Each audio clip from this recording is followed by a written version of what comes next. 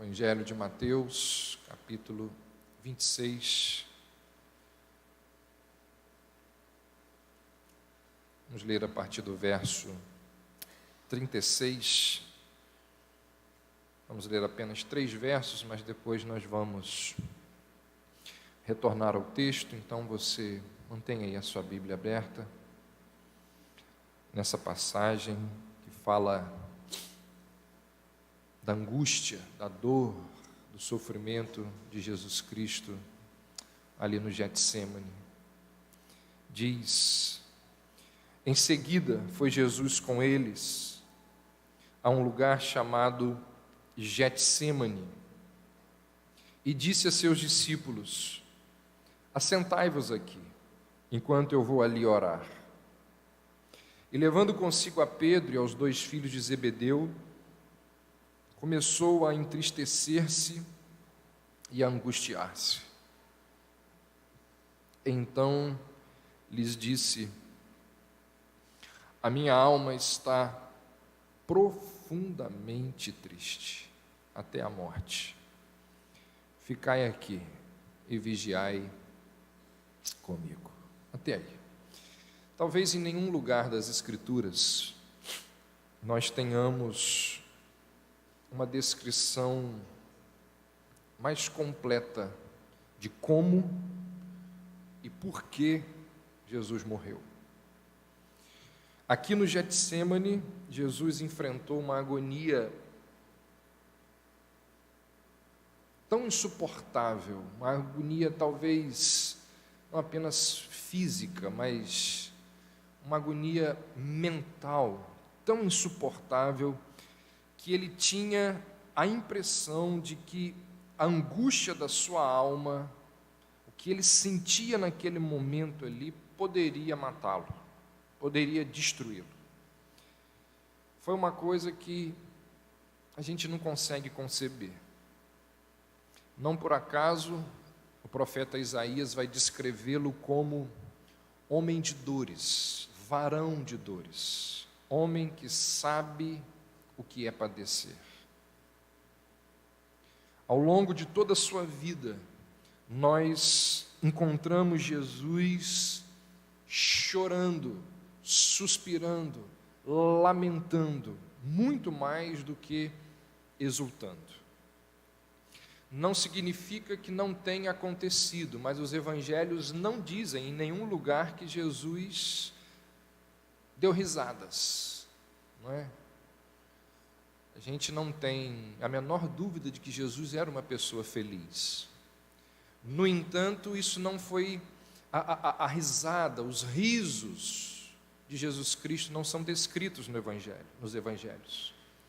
Enquanto que em muitos lugares os evangelhos descrevem as angústias, as dores, o choro, o lamento de Jesus. E Mateus nos diz aqui que especificamente ali no jardim, Jesus começou a entristecer-se e a angustiar-se.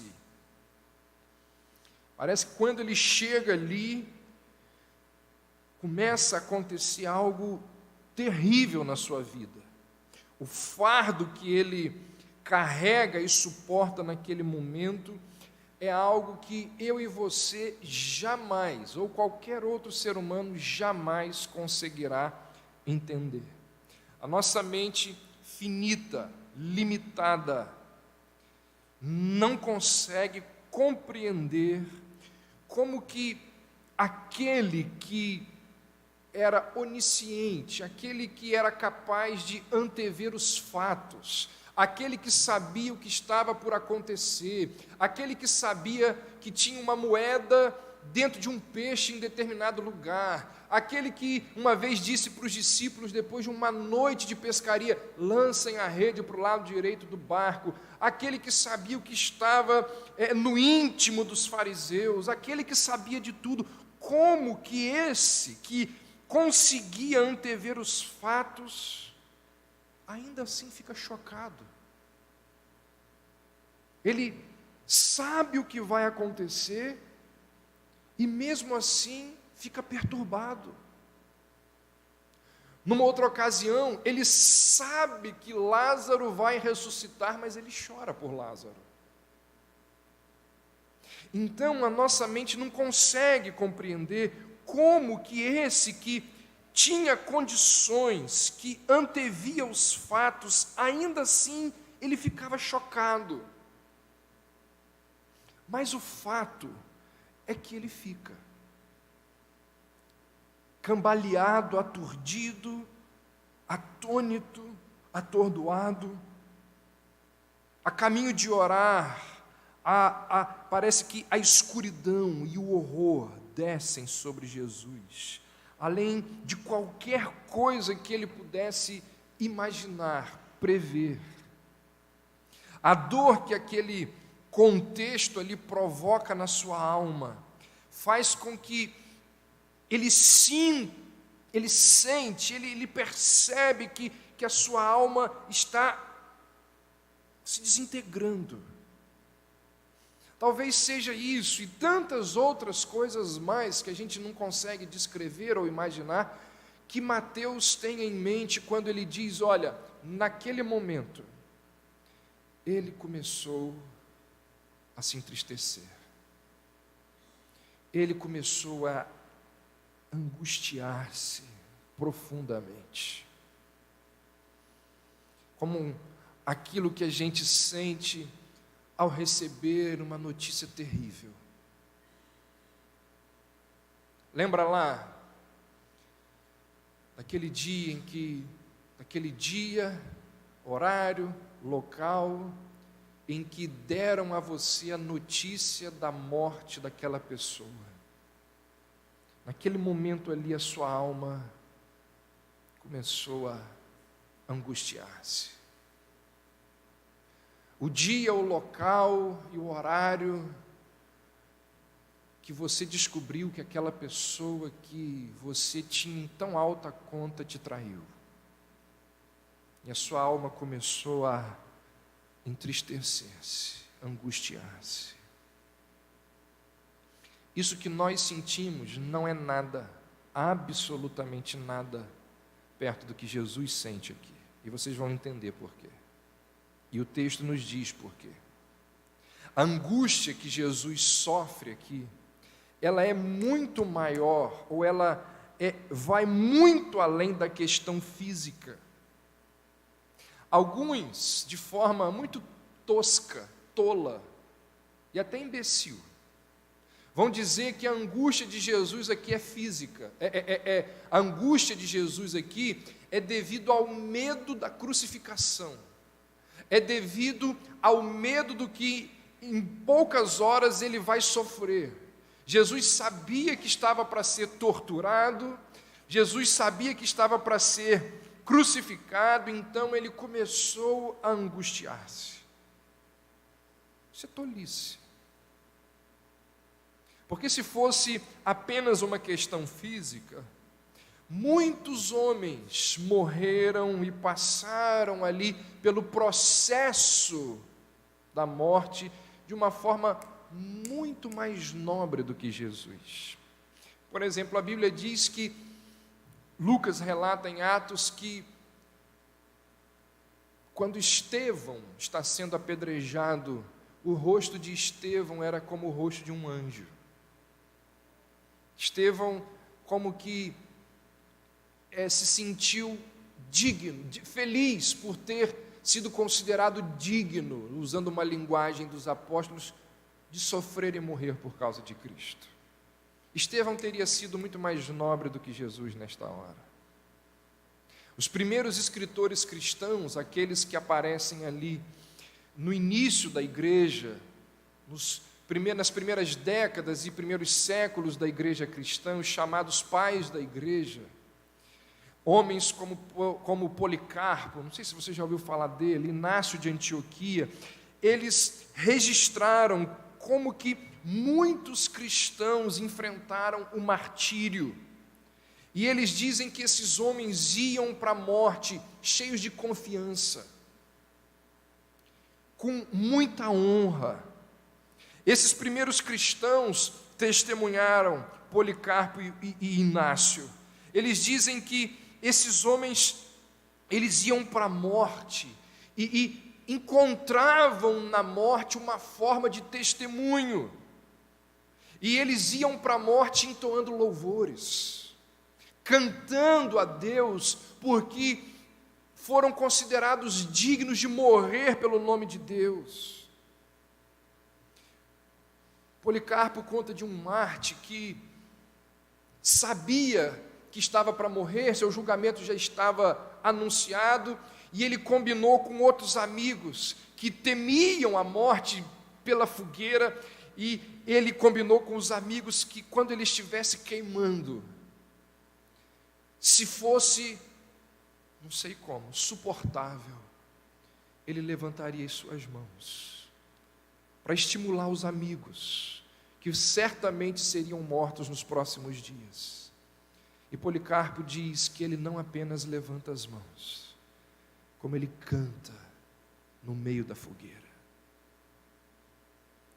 Se fosse apenas uma angústia física, Jesus teria passado pelo processo de morte de uma forma muito menos digna do que esses homens. Mas Cristo, ele enfrenta a morte. A morte de Cristo, ela é diferente, ela é completamente diferente da morte dos seus seguidores. O nosso Senhor, ele não tinha aqui o rosto radiante como a face de um anjo. Ele não se mostra calmo e sereno, ou com uma atitude confiante como o de muitos mártires. O nosso Senhor, ele vai se entristecer, ele vai se angustiar, absurdamente. E qual é o motivo? Qual é a razão da magnitude dessa agonia? Qual é o que leva Cristo a ter esse pavor diante da própria morte? Os relatos dos evangelistas deixam evidente que a morte do nosso Senhor, ela foi completamente diferente de qualquer morte que já existiu nesse mundo. Por quê? Olha o que diz a continuação do texto, onde nós paramos, verso 39. Adiantando-se um pouco, prostrou-se sobre o seu rosto, orando e dizendo: meu Pai, se possível, passe de mim este cálice, todavia não seja como eu quero, e sim como tu queres. E voltando para os discípulos, achou-os dormindo, e disse a Pedro: nem uma hora pudestes vós vigiar comigo? Vigiai e orai, para que não entreis em tentação. O espírito, na verdade, está pronto, mas a carne é fraca. Tornando a retirar-se, orou novamente, dizendo: meu Pai, se não é possível passar de mim este cálice sem que eu o beba, faça-se a tua vontade. E voltando, achou-os outra vez dormindo, porque os seus olhos estavam pesados. Deixando-os novamente, foi orar pela terceira vez, repetindo as mesmas palavras. Na antiguidade, o cálice, ele era como a cadeira elétrica dos nossos dias. Não sei se você conhece a história, mas Sócrates, ele foi executado bebendo um cálice de veneno. O cálice, ele não representava todo tipo de morte, mas o cálice representava apenas aquela morte que era ordenada em juízo. De forma que o emprego desse termo pelos evangelistas significa que Jesus sabia da sua execução. Ele sabia que a morte estava chegando. E cálice aqui significa muito mais que a morte física. Se o contexto ali de Jesus lembra, o cálice lembra uma morte por execução, o contexto das Escrituras, ou no contexto das Escrituras, cálice refere-se à ira de Deus, que é destilada, que é derramada contra a injustiça, contra a prática do mal. Ezequiel 23 diz: beberás do cálice do pavor e da assolação. Isaías 51 diz: cálice da ira de Deus e taça do atordoamento. Então o cálice nas Escrituras ele tem essa conotação do derramar da ira de Deus. Então a razão pela qual Jesus morreu de forma diferente dos outros seres humanos, e a razão pela qual ele morre não de forma tão nobre como Estevão ou como outros mártires, foi porque nenhum ser humano teve que enfrentar o cálice que Jesus enfrentou. Nenhum ser humano teve que enfrentar ou carregar aquilo que Cristo enfrentou e carregou. Jesus não estava apenas diante da tortura física, Jesus não estava apenas diante da morte, Jesus estava prestes a provar toda a ira divina. Jesus estava prestes a carregar todo o pecado, toda a iniquidade da humanidade e a ira de Deus, para que não se abatesse sobre você e sobre mim, foi derramada sobre ele. E quando ele entra no jardim, ele começa a orar. E pela primeira vez em toda a eternidade, pela primeira vez em toda a eternidade, a gente não entende o que é toda a eternidade, mas pela primeira vez na história da Santíssima Trindade, as linhas de comunicação são interrompidas. Ele buscou ao Pai antes da crucificação, mas não foi o céu que se abriu diante dele, foi o inferno. Nesse momento, quando ele busca o Pai, e ele começa a perceber que as linhas de comunicação estão interrompidas, ele cambaleou. O grito na cruz, Deus meu, a única vez que Jesus chama o Pai de Deus. O grito na cruz, Deus meu, por que me desamparastes? É o ápice daquilo que começa no Getsemane. Ele percebe que o destilar da ira de Deus já está vindo sobre ele. E quando ele percebe isso, ele se entristece. Quando ele consegue perceber que o cálice da ira vem sobre ele, ele começa a se angustiar e ele cambaleia. E o que ele faz? Se põe a orar. A orar. E começa a suar sangue. Porque ele está caminhando para o fundo do abismo. Pense naquelas pessoas com quem você hoje desfruta da maior comunhão. Seu cônjuge, sua esposa, um filho. Pessoas assim que você tem uma amizade, uma relação muito próxima. Pensa aí. Se a amizade de vocês fosse interrompida, como você reagiria? O filho que você tanto ama morre.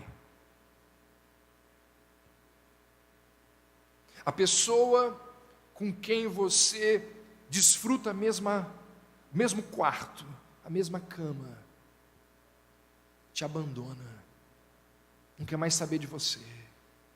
Se por algum motivo, seja ele qual for, morte, traição, se por algum motivo vocês deixarem de se relacionar, o que seria?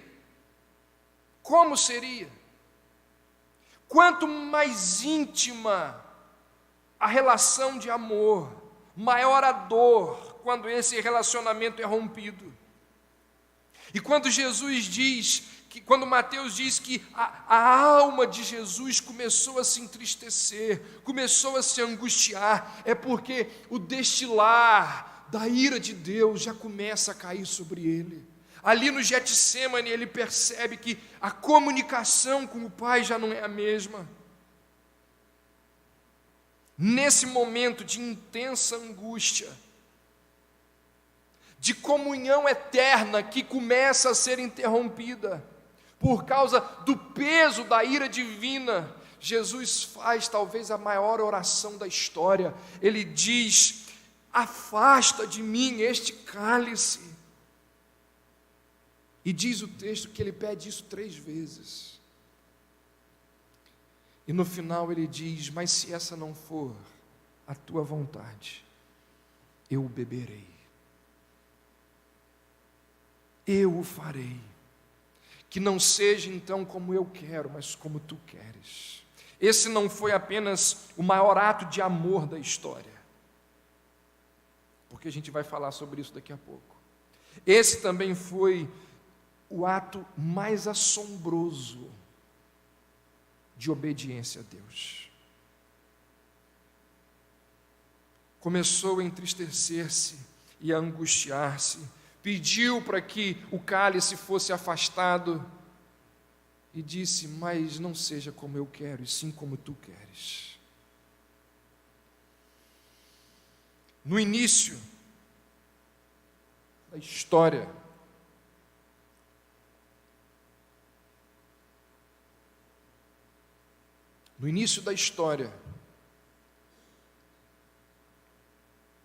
também havia um jardim. No início da história, também havia uma ordem. Deus coloca o primeiro Adão num jardim e dá a ele uma ordem: não coma daquela árvore. A orientação era clara: obedeça acerca da árvore, obedeça e você vai viver. Mas ele desobedeceu e todos nós sabemos o que aconteceu. Milênios depois, nós estamos diante de outro jardim. Estamos diante de outra árvore, porque a cruz é feita de árvore. Nós estamos diante de uma outra ordem. Vá até a cruz. E nós estamos diante daquele que Paulo chamou de o segundo Adão. E o que é relatado aqui é algo impressionante. Porque para o primeiro Adão, Deus disse assim: obedeça-me e eu te abençoarei. Para o segundo Adão, Deus disse assim: obedeça-me e eu te esmagarei. A sua obediência vai levá-lo à morte. Jesus foi a primeira e a única pessoa da história a quem foi dito que a obediência traria maldição. Obedeça-me e eu te esmagarei. Mesmo diante de toda angústia, mesmo diante de toda solidão, perceba que ele leva os discípulos ali para que tenha uma companhia. Na sua carência humana, ele se dirige aos discípulos e diz: venham orar comigo. Em toda a sua angústia e desolação e solidão, porque os discípulos dormem. Jesus não retrocede.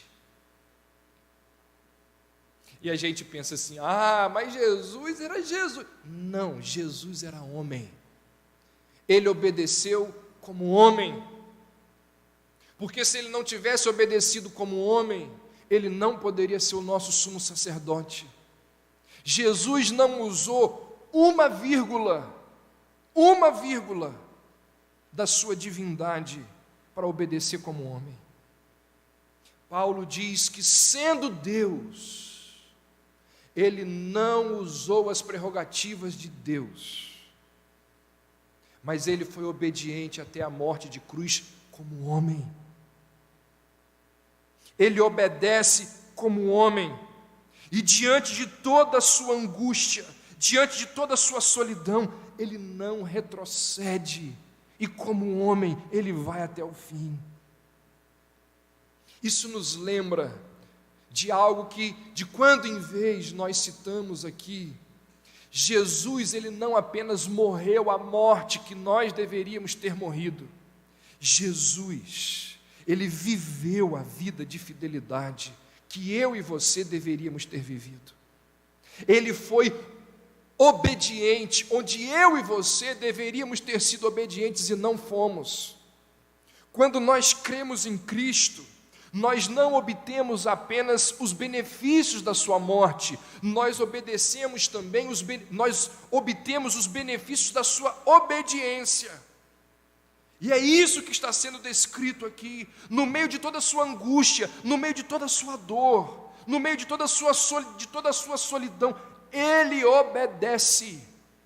Ele diz: como eu queria que isso terminasse, que isso passasse, mas eu vou até o fim. Seja como tu queres e não como eu quero. Por isso que nós cantamos aqui: sua retidão pela fé minha é. Troca gloriosa. Quando nós imputamos sobre Cristo todo o nosso pecado, toda a nossa iniquidade, e sobre nós é imputada não apenas a justiça, mas a retidão de Cristo. Nós somos vistos por Deus agindo como Jesus agiu, não apenas morrendo como Jesus morreu. Isso é algo extraordinário. É o que Paulo vai dizer lá em 2 Coríntios 5, aquele que não cometeu pecado, ele o fez pecado por nós, para que fôssemos feitos justiça de Deus. Sabe o que isso significa?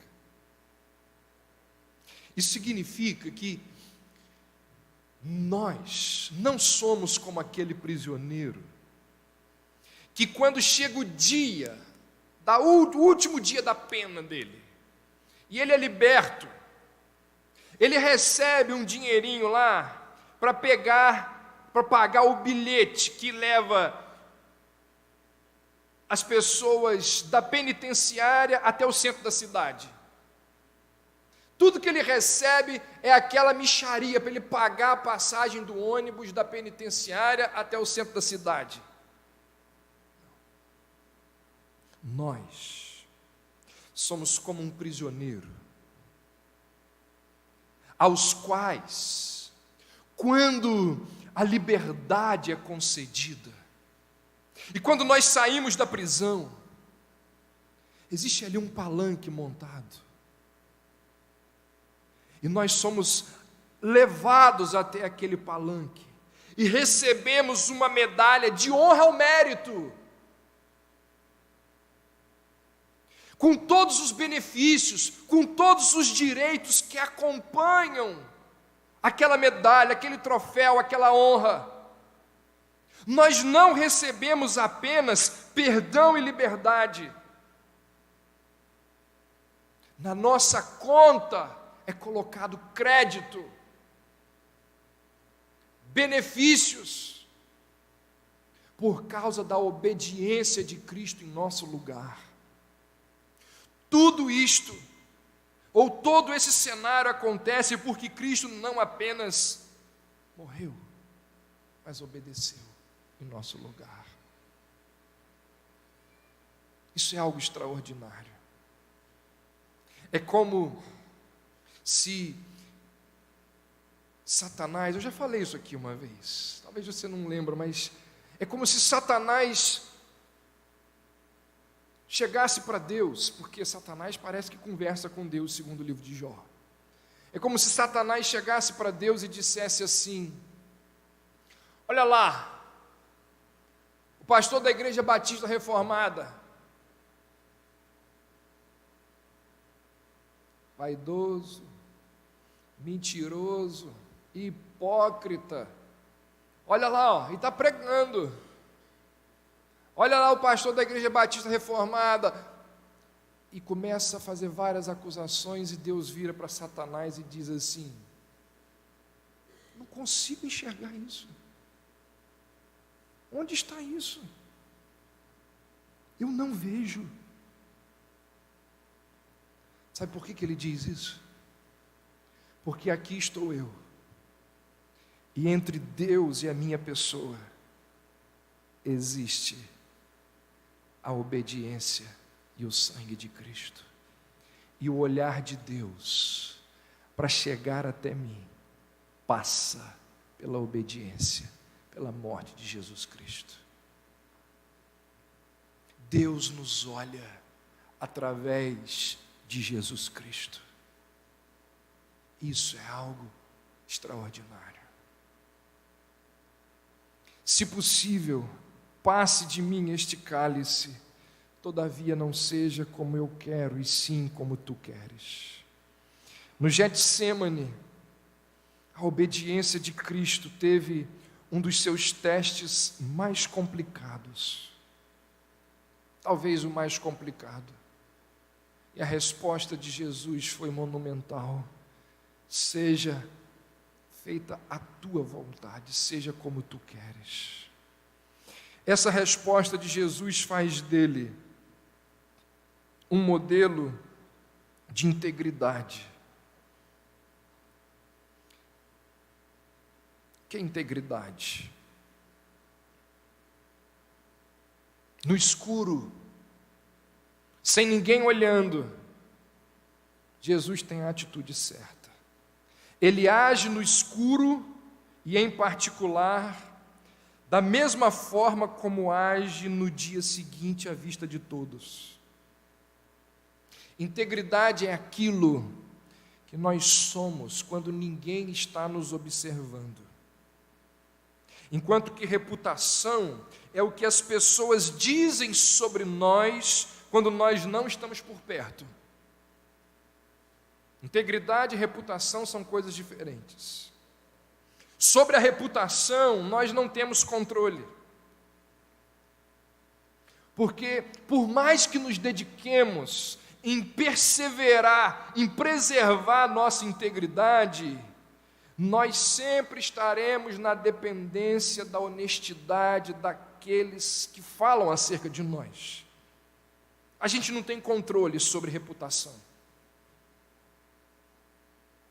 Agora, integridade é uma característica que depende tão somente das nossas ações, das nossas decisões, das nossas opções.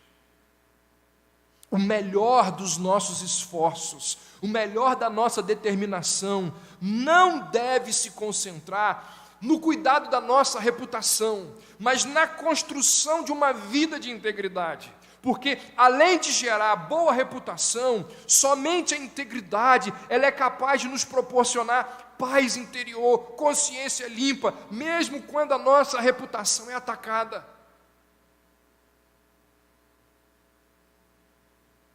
Nós somos no escuro o mesmo que nós somos na claridade.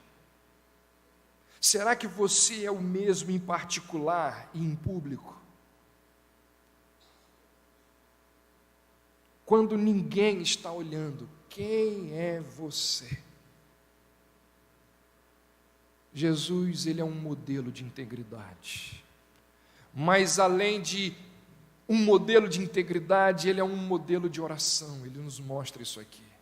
Ele é honesto, ele não se veste, ele não veste uma máscara de piedade. Ele é honesto. 3 vezes ele vira para o Pai e diz que preferia evitar o plano de salvação. No entanto, sem hesitar, ele diz: mas não seja feita a minha vontade, mas a tua. O objetivo da oração, Jesus nos ensina aqui, não é sujeitar a vontade de Deus à nossa, é moldar a nossa vontade à vontade de Deus. Ou seja, nós temos aqui um modelo perfeito de oração. Não devemos reprimir os nossos sentimentos, nem ser governados por eles, mas nós devemos entregá-los ao Senhor com honestidade e permitir que o Senhor governe os nossos sentimentos, os nossos desejos, os nossos pedidos. Ele é um modelo de integridade, ele é um modelo de oração e ele é um modelo de paciência. Mateus nos conta que Jesus estava ali orando sozinho. E quando ele procurou pelos discípulos, dormindo.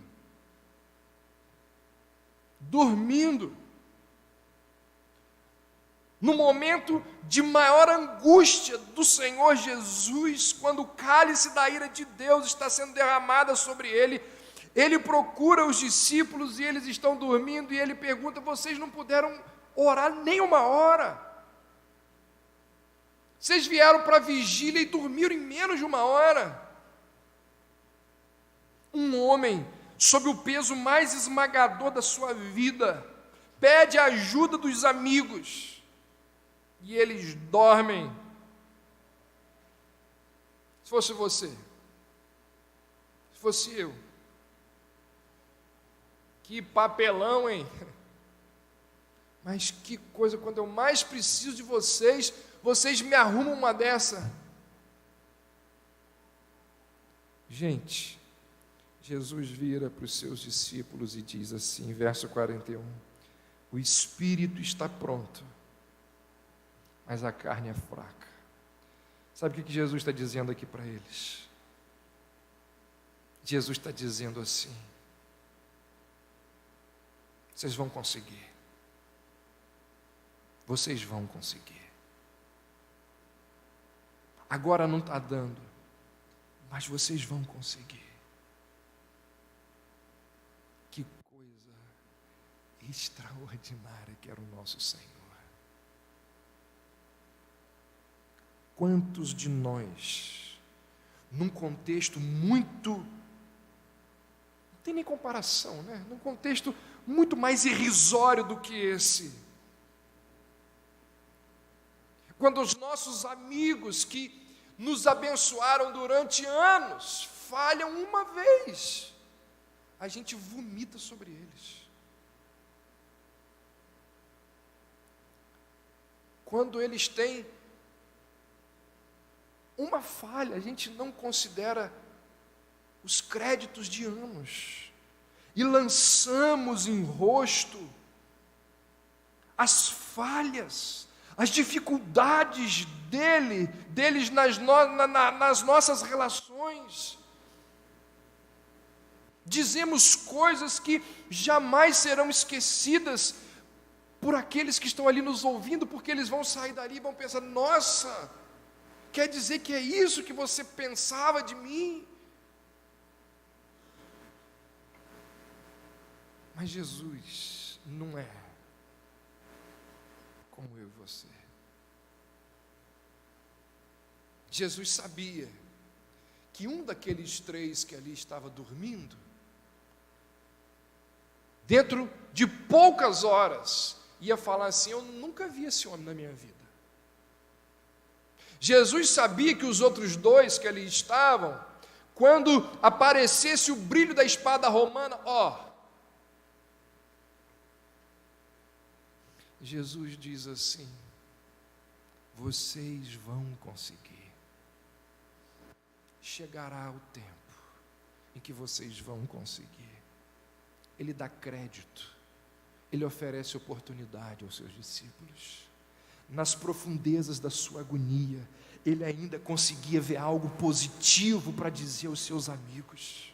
Que coisa extraordinária que é o nosso Senhor.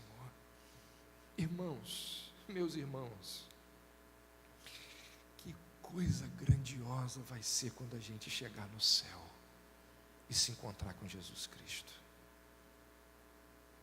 Que coisa extraordinária. A gente poder conversar, abraçar o nosso Senhor. Esse que é um modelo de tudo para as nossas vidas. Mas ele não foi apenas um modelo de vida, de oração, de relacionamento. Ele não veio apenas para ser modelo, para nos servir de modelo. Ele veio para ser o nosso Salvador. E por causa disto, ele bebeu o cálice da ira de Deus até a última gota. Sabe o que isso significa?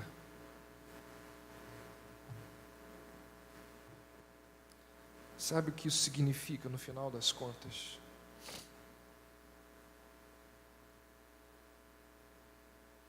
Que aqueles homens e mulheres que não se acham dignos do amor de Deus, por causa das suas muitas iniquidades.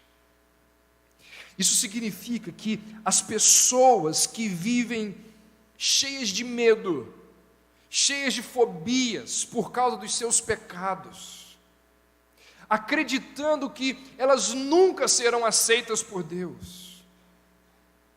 Significa que tais indivíduos, eles não podem sofrer acusações do tipo assim: olha, Jesus está cansado dos seus fracassos, Deus não aguenta mais te perdoar. Essas acusações não procedem.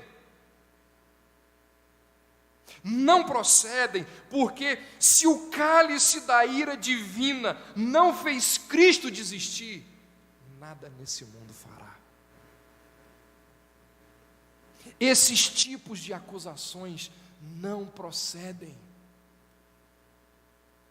Não existe essa de Deus não aguenta mais te perdoar, que Jesus está cansado dos seus fracassos. Ele suportou o peso dos pecados de todos os eleitos que foi lançado sobre eles, e ainda assim ele se manteve firme. Será que ele vai olhar para mim, vai olhar para você, vai olhar para aquele por quem ele morreu e vai dizer assim: agora já chega, porque eu não aguento mais?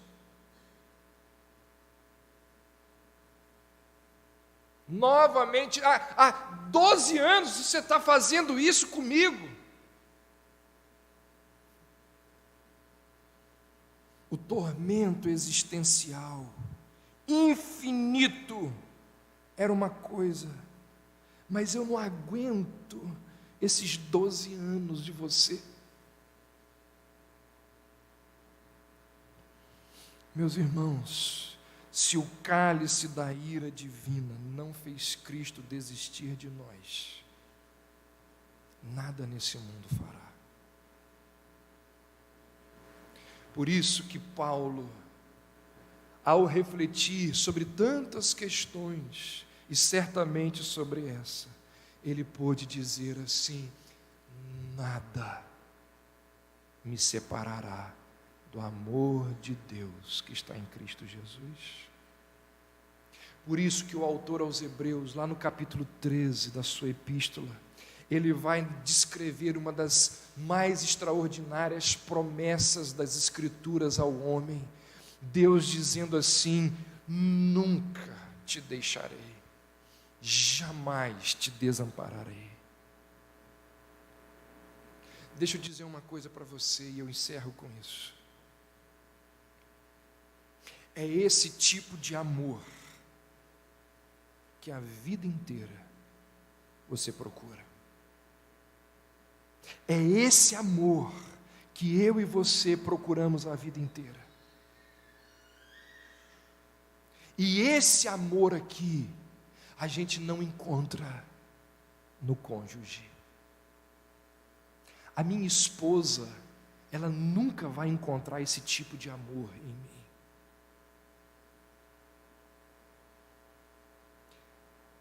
Quem está namorando, é noivo, já deve ter algumas experiências de decepção na relação. Nós decepcionamos absurdamente aqueles que amamos. E aqueles que nos amam também nos decepcionam. Não é amor de amigo, amor romântico, amor de pai para filho. Esse tipo de amor que está sendo descrito aqui, ele é infinitamente superior a qualquer tipo de amor que nós conhecemos. É um amor incondicional. E é um amor que João vai dizer que Jesus, tendo amado os seus que estavam no mundo, amou-os até o fim. Não existe nada, absolutamente nada parecido com esse amor que Jesus Cristo dispensou sobre nós. E é esse amor que fez o canal de comunicação da Trindade parar de funcionar. É esse amor que nós celebramos nesta hora. Quando comemos do pão e quando tomamos do cálice, nós estamos celebrando aquilo que levou Cristo à cruz. Nós estamos celebrando a morte e a obediência do nosso Senhor. Então, que ao participar deste momento, que ao tomar do pão e ao tomar do cálice, você o faça com um coração grato, louvando a Deus, agradecendo a Deus, exultando em Deus, pelo tão grande Salvador, por tão grande amor, que Ele dispensou sobre mim e sobre você. Amém.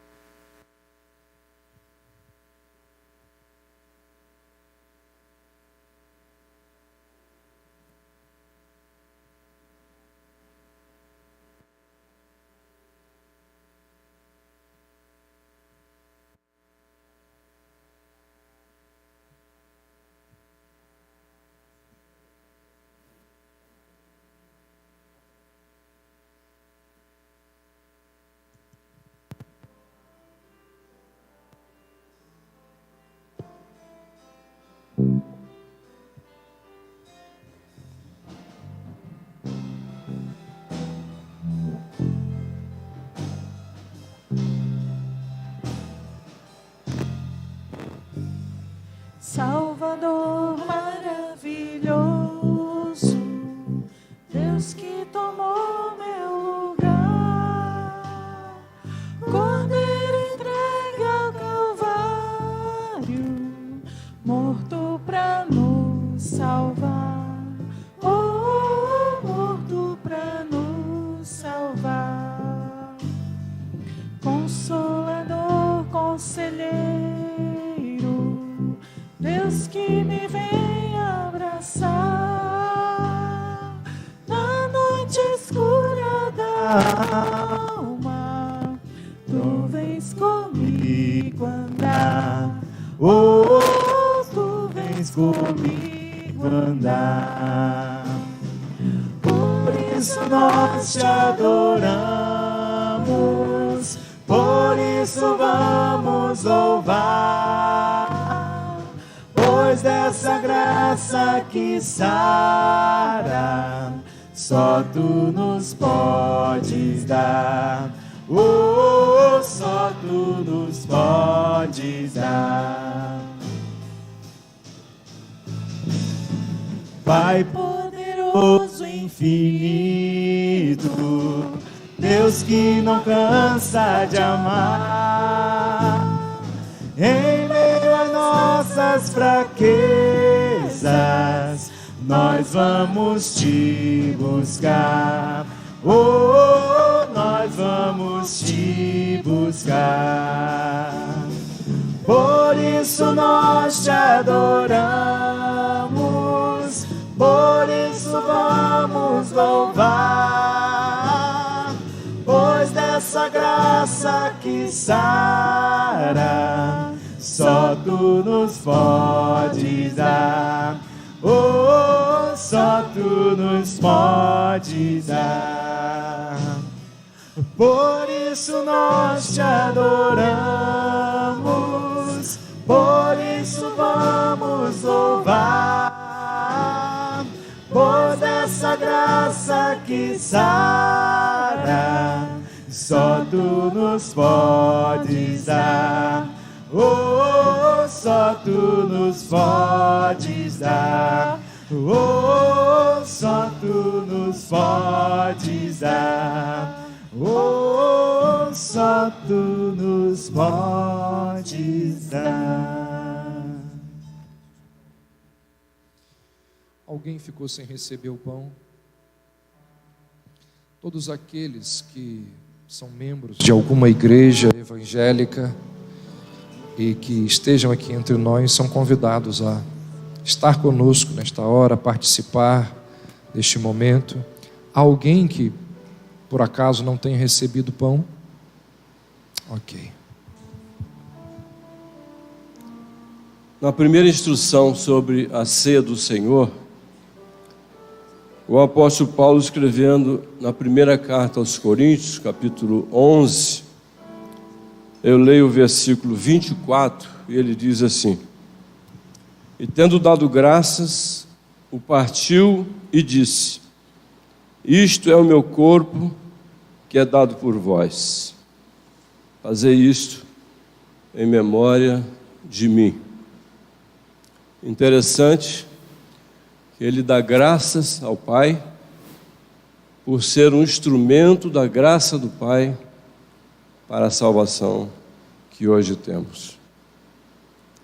Mais interessante que ele o fez na noite em que foi traído. Como disse o apóstolo João, é graça sobre graça.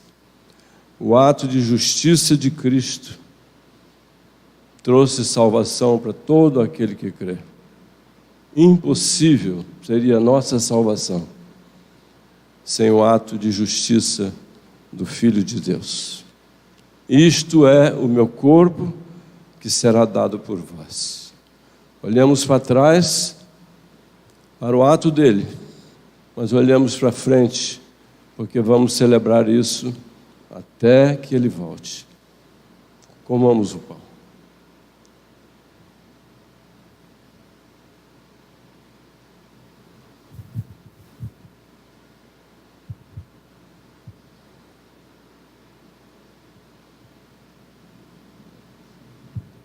Somos-te gratos, Senhor, porque deste o teu Filho por cada um de nós, por todo aquele que há de crer. Somos-te gratos por este momento. Estamos celebrando tudo aquilo que se deu há 2000 anos atrás. Na verdade, era um projeto desde a eternidade.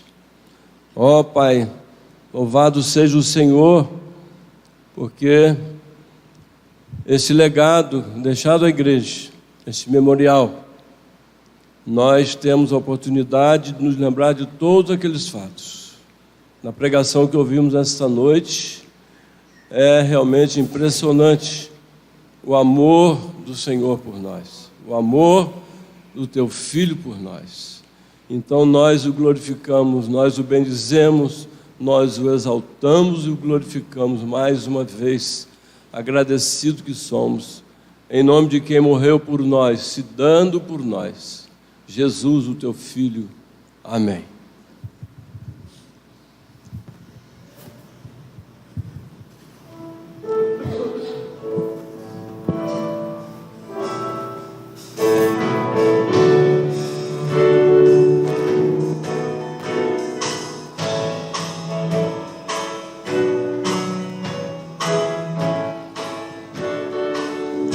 Deus enviou seu Filho amado pra me salvar e perdoar. Na cruz morreu por meus pecados, mas ressurgiu e vivo com o Pai está. Porque Ele vive, posso crer no amanhã. Porque Ele vive, temor não há. Mas eu bem sei, eu sei que a minha vida está nas mãos do meu Senhor, que vivo está. E quando enfim chegar a hora em que a morte enfrentarei, sem medo então terei vitória, verei na glória o meu Jesus, que vivo está. Porque Ele vive, posso crer no amanhã. Porque Ele vive, temor não há. Mas eu bem sei, eu sei que a minha vida está nas mãos do meu Senhor, que vive está.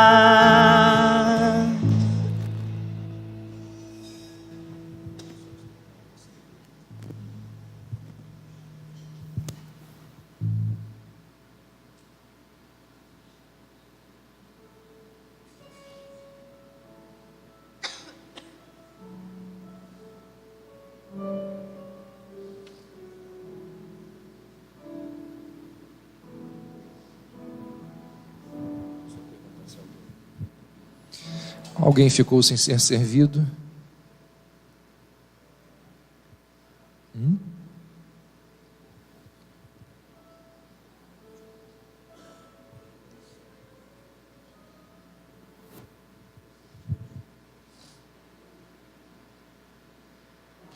Acho que o pastor Geni também ali, Arnaldo, ó, mencionou ali.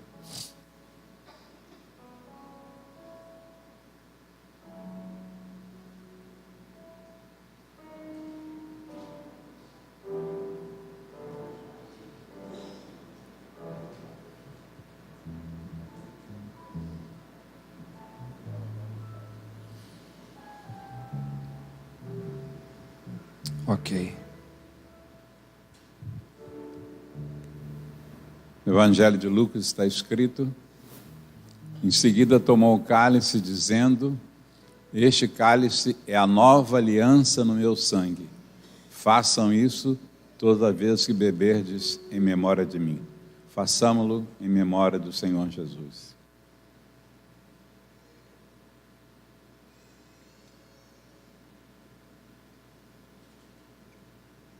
Nosso Deus, muito obrigado por esse momento tão simples, mas tão profundo. Quando nos reportamos àquela noite em que Jesus estabeleceu o memorial da ceia cristã, transformando-a da Páscoa judaica. Nosso Deus, obrigado pela redenção que temos em Cristo Jesus, como bem foi explicado nessa noite, o significado da sua morte, do seu sofrimento, das suas lutas, do cálice que ele tomou. Ó Deus, agora que o Senhor capacite os nossos corações e, sobretudo, nossas mentes para receber o que o Teu Espírito tem para a nossa alma, que palavras humanas não podem explicar, que nenhum pregador pode colocar tudo dos Teus propósitos eternos em nossa vida, mas que nessa noite o Teu Espírito ministre aos nossos corações e que Tua graça faça em cada um de nós a obra que precisa ser feita. Pedimos, bendizemos e agradecemos no nome de Jesus. Amém. Vamos ficar em pé e vamos encerrar cantando ao Senhor.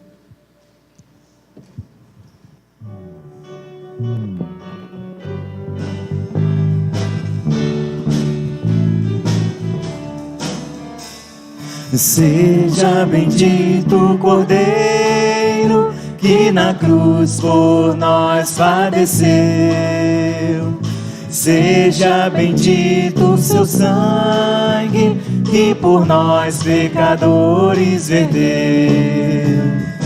Eis nesse sangue lavados, com roupas que tão alvas são, os pecadores remidos que perante o seu Deus hoje estão.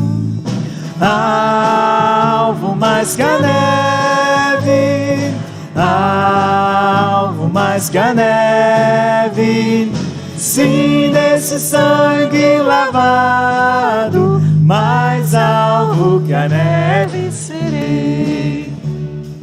Quão espinhosa coroa que Jesus por nós suportou. Ó, quão profundas as chagas que nos provam quanto Ele amou. Eis nessas chagas pureza para o mais torpe pecador. Pois que mais alvo que a neve, o Teu sangue nos torna, Senhor. Alvo mais que a neve, alvo mais que a neve, sim, neste sangue lavado, mais alvo que a neve serei. Se nós a Ti confessarmos e seguirmos na Tua luz, Tu não somente perdoas, purificas também, ó Jesus. Sim, e de todo pecado, que maravilha desse amor. Pois que mais alvo que a neve, o Teu sangue nos torna, Senhor. Alvo mais que a neve, alvo mais que a neve, sim, desse sangue lavado, mais alvo que a neve serei. Ó Deus, nós rendemos toda a honra, todo louvor, toda a glória ao nosso maravilhoso Salvador. Receba Ó Jesus Cristo, este culto, como oferta, como gratidão, como louvor, reconhecimento daquilo que o Senhor realizou em nosso lugar. A Ti sejam rendidas todas as honras e toda a glória, hoje e para todos sempre. Amém. Boa noite, que Deus os abençoe e nos leve em paz. Um abraço aí no seu irmão.